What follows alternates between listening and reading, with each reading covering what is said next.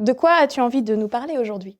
Eh ben, moi, je voulais parler de quelque chose qui me tient à cœur, que en fait, j'ai déjà eu l'occasion de présenter donc à plein de publics différents ce que je faisais, et moi, j'ai jamais pu poser une question. Enfin, c'est en général les gens qui m'invitent et qui me posent des questions, et on me demande souvent, par exemple, pourquoi t'as fait des maths? Qu'est-ce qui t'a poussé à faire des maths? T'as pas trouvé ça bizarre de faire des maths en tant que femme ou même voilà?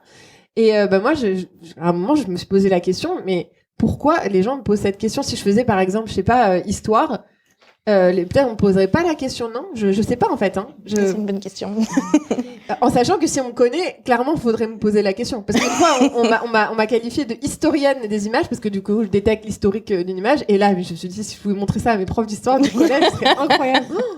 Mais par contre, là, vraiment, je comprends pas. J'ai l'impression d'avoir grandi dans... Enfin, c'est ce que je me suis dit. Hein. J'ai réalisé que j'avais grandi dans une bulle où les maths, c'était normal. Enfin, c'était trop bien, c'était normal. Et aujourd'hui, je réalise qu'en fait, c'est bizarre.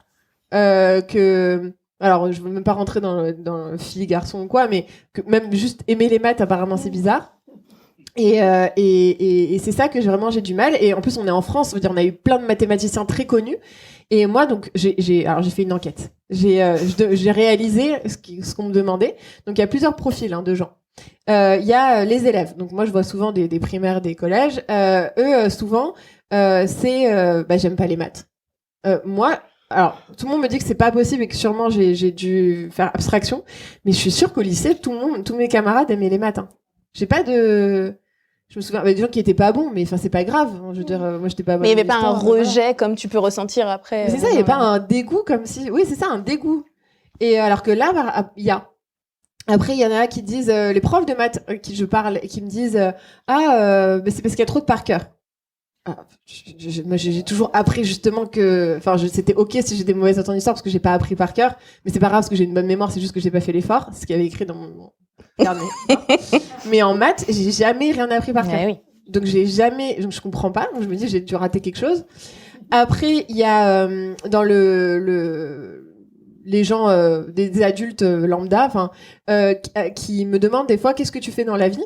Ça, encore aujourd'hui, je sais pas quoi. Enfin, si maintenant je sais, je leur dis oui, je détecte ou je crée des fausses images. Donc, mais ça, du coup, les gens ils aiment pas, donc c'est pas une bonne idée. C'est pas très populaire. Donc j'ai essayé traitement d'image. Ça veut rien dire. Traitement du signal. Bon, tu fais de l'électricité. Non. J'ai essayé maths. Et ça, je plus jamais. J'ai dit une fois, non mais j'ai dit, je fais des maths et je fais de la recherche en maths.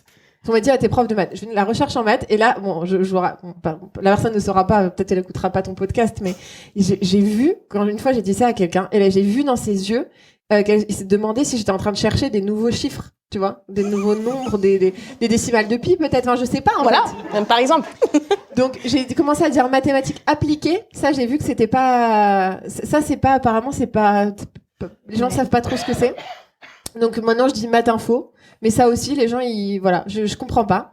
Et donc, je me dis, pourquoi les maths ont cette image-là, une mauvaise image, quoi.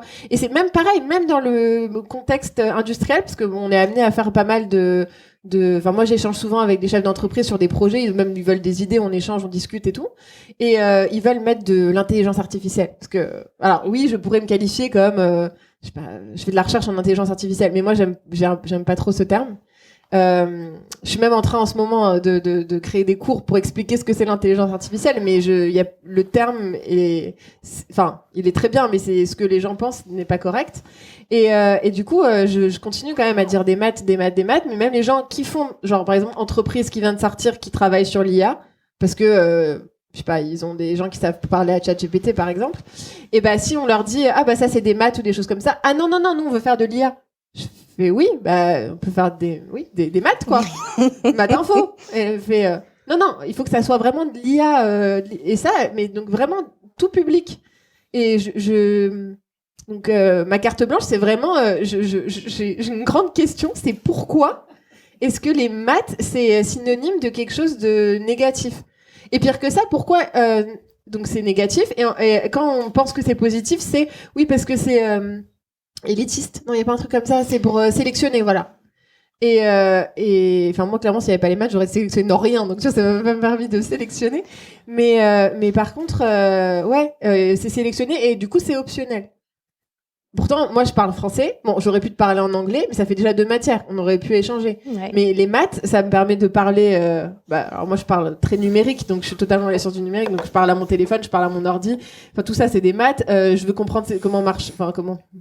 Les arbres, la nature, etc., la physique, enfin tout c'est avec le langage bien des sûr. maths. Donc voilà. Donc ça c'est ma grande question. Donc ta carte blanche, c'est ton interrogation sur l'image des Une maths. énorme interrogation sur.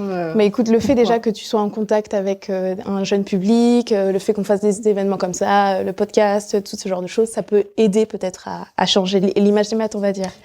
Donc, J'espère. on va finir là-dessus. Merci beaucoup, Tina. C'était un Merci. plaisir d'échanger avec toi. Et Véronica, je te rends la parole. Merci.